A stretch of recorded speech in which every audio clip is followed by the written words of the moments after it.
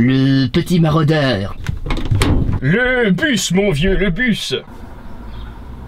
C'est pas la vidéo que vous attendiez, hein. Ouais. J'ai eu un contretemps, un petit contretemps, un léger contretemps, un contretemps positif. Tada! Ouais, vous avez compris.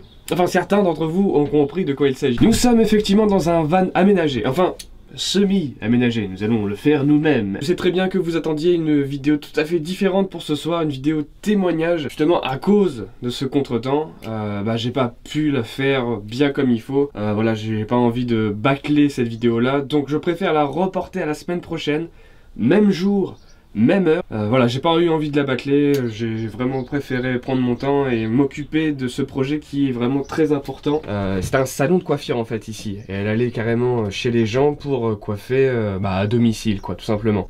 Donc en fait il y a toutes ces coordonnées encore sur la carrosserie.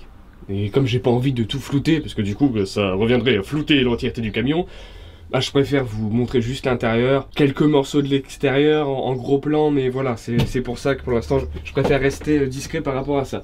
Mais on y est. Bonjour les garçons. Toute la partie électrique qui est opérationnelle et qui se branche en 220 volts. Donc en fait après il faut juste trouver une prise de secteur. Le camion n'est pas autonome pour l'instant, il n'est pas autonome à 100%. Mais ça on va le faire, on va s'en occuper. J'ai un miroir, voilà, faut se dire que c'était un salon de coiffure, donc voilà, miniature, ça c'est fait. Un peu de rangement, tout de même, avec les différents disjoncteurs, hein, voilà, bon, c'est un peu du bricole-tout, mais tout de même. Donc une fois que vous avez raccordé la prise électrique à un secteur, vous avez toute la partie lumière, il y a de la lumière partout, partout, partout.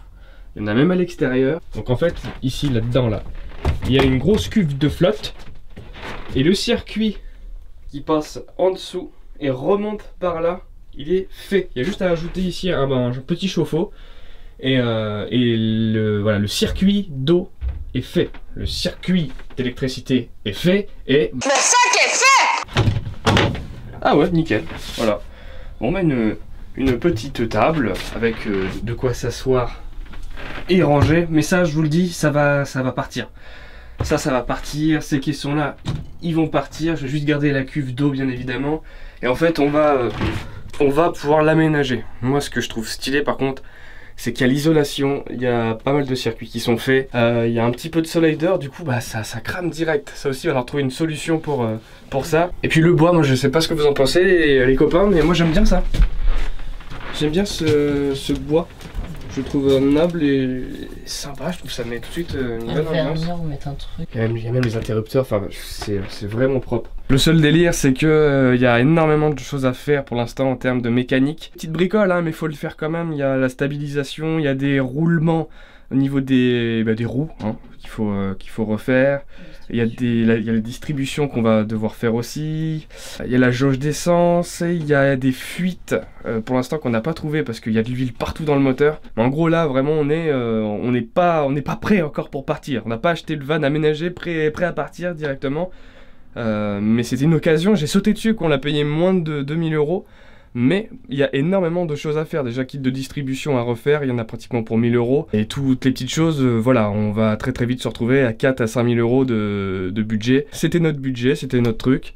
Mais ce qu'il y a de bien, c'est que là déjà, vraiment de quoi partir sur de bonnes bases. Et il n'a pas tant de kilomètres que ça. Donc le fait qu'on retarde un petit peu la vidéo, ça peut être cool aussi pour vous. En fait, je rappelle la vidéo qui devait sortir aujourd'hui et qui sortira du coup la semaine prochaine.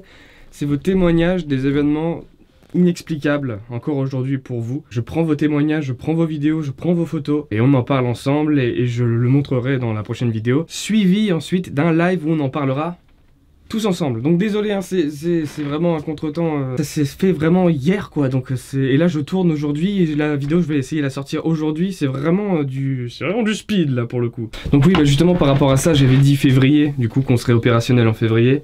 Ça va pas être le cas, le temps de justement de s'occuper des assurances, des réparations, de l'aménagement aussi parce que bon bah là clairement il n'est pas aménagé pour recevoir un lit. Leur dire peut-être qu'on va essayer de se démerder pour juillet.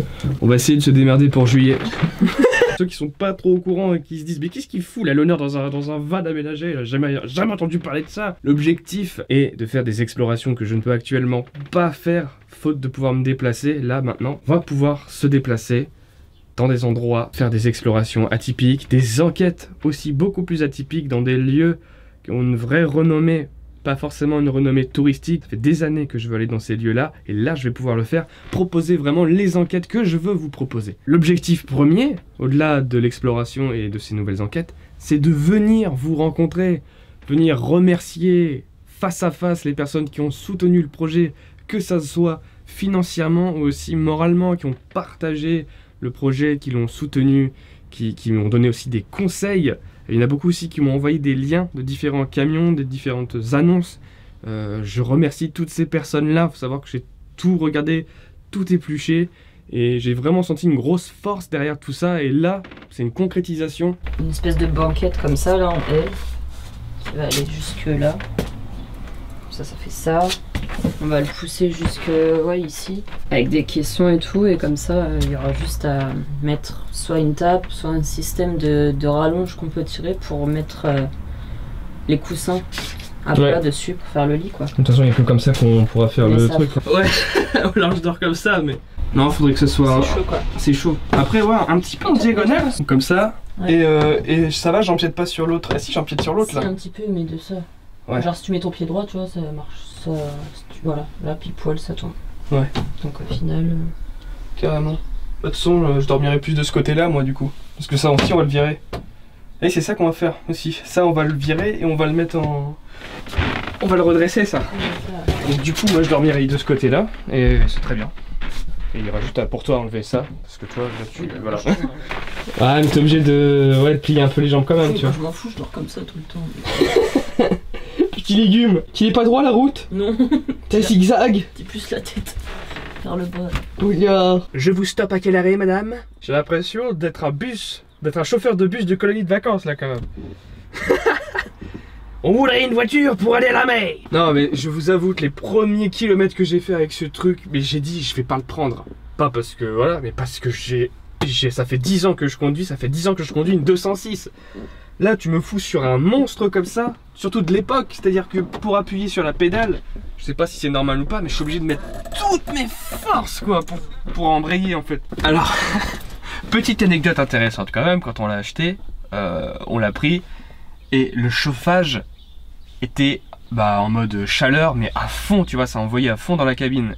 Et du coup, on crevait de chaud dans l'habitacle et on a envoyé un message à l'ancienne propriétaire du véhicule pour savoir comment on règle le chauffage. Et là, elle nous a donné cette réponse qui est magnifique. On ouvre les fenêtres, mon vieux. Au début, on pensait que c'était une blague, alors que c'était vrai, c'était sérieux. On a réussi à le réparer, à l'aide d'un mécano, pas loin de chez nous. On a réussi à le réparer, mais il y a plein de petits trucs comme ça. C'est pareil, t'as la jauge essence qui fonctionne pas. Mais on se dit que pour le prix qu'on l'a eu, ça coûtera moins cher du coup de l'acheter comme on l'a acheté, enfin au prix où on l'a acheté, et de le retaper, plutôt que de prendre un truc tout aménagé, ou alors là, j'ai rarement trouvé moins de 8000 € quoi. On va avoir le kiff de le faire, et le contrôle technique il va être ok dans pas longtemps quoi. C'est grâce à vous tout ça, c'est une expérience. Regardez où est-ce qu'on en est. J'ai hâte de venir vous le présenter directement. Et voilà, comme j'avais dit, on va essayer de faire un petit quelque chose à l'intérieur pour laisser une trace de chacun d'entre vous. On sait pas encore, une sorte de planche où soit on peut graver quelque chose, ou alors juste marquer quelque chose, que quand on voit cette trace, on pense à chacun de vous individuellement. C'est ça qu'on voulait aussi à la base, ça peut être sympa quoi. La chaîne va prendre un nouveau tournant, plus d'exploration forcément, plus de plein de choses, de nouveautés, de nouveaux formats du coup, vu qu'on va passer pas mal de temps dehors. Désolé encore pour ceux qui attendaient la vidéo témoignage. Soyez présents la semaine prochaine, je serai là. Cette fois-ci, il n'y a aucun problème. Là, portez-vous bien, passez une bonne semaine, kiffez bien parce que si vous avez de la chance comme nous, il y a du beau temps. Quoi, t'as largué? T'as le fion pourri, ma grande, hein.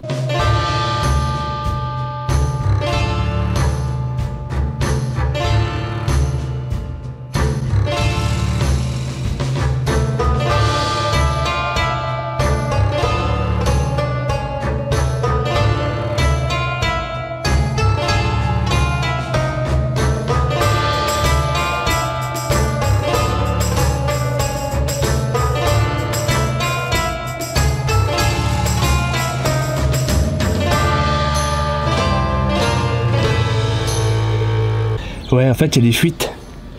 Et le but du jeu, c'est de trouver exactement où est-ce qu'elle est, parce qu'il y a tellement de... Il y en a tellement partout dans le moteur qu'on n'arrive pas à déterminer d'où ça vient. Ce qu'on va faire, c'est qu'on va mettre une planche en bois juste en dessous. Et on va revenir dans quelques heures. Comme ça, on saura exactement où ça coule. Parce que là, c'est encore un peu flou pour nous.